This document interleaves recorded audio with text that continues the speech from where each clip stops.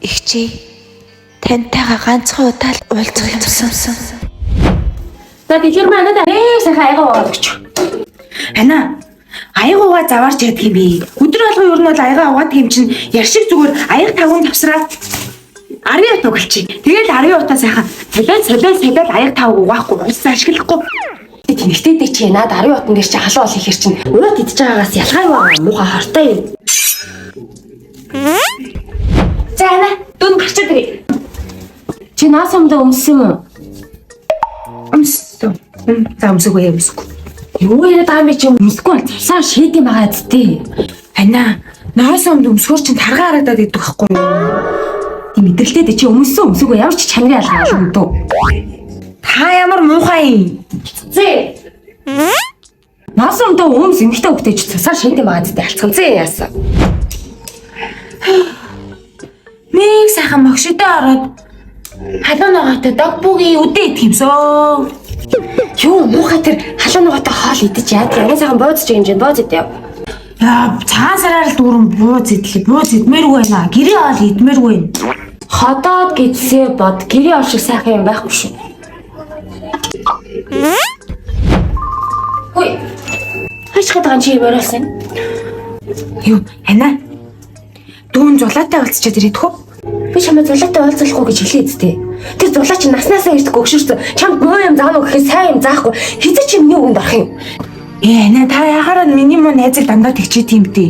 Дүүн гарчаад ирэл. Би чамайг уулзахгүй гэсэн бол уулзахгүй хизээ чи миний үгэнд орох юм бэ гэлхэр маа. Ана та яхаараа дандаа ингэж найз нөхдөд нийлүүлэхгүй гэж идэм бэ?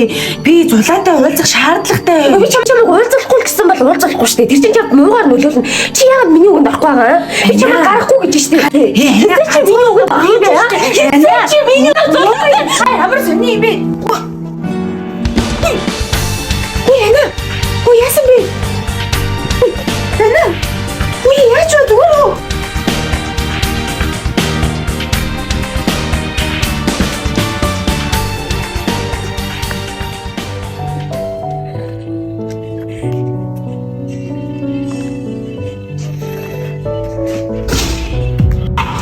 Сэмэнэ. За өөрөө ихчийнхээ толгойг идээд тэгээ энэ байрны эзэмшиг чинь төлбөрөө төлөх боломжгүй болсон болохоор чамаас одоо төлбөрөө нэх гэж ирлээ те. Яг энэ чинь төлбөрөө төлөх юм уу төлөхгүй юм уу? Та юу яриад байгаа лээ? Гүй ихч чинь чамд санаа зовсооргаад өгсөн юм шүү. Жижиг ихчийнхээ толгойг зээлгэх юм шүү. Зээлийн ажилт юм байна тий. Тиймээ би зээлийн ажилтан байна. Тэгээд одоо би яг яах ёстой лээ? Яасан төлбөрөө төлөх хэрэгтэй байна. Тэгээ ажилгүй ахыг чи одоо төлбөрөө төлж чадахгүй юм чи яг одоо эсвэл энэчнээс зайлаад өг эсвэл төлбөрөө төлөөд өг. За их чи юу яа? Би маргааш тань дээр явж очиж Төхөх банкн дээр өнөөдөртөө уулзах боломжгүй байна.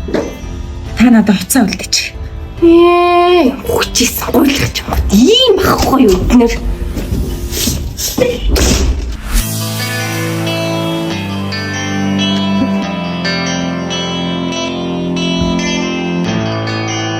Энэ байрнаас явхаас өөр сонголт алга.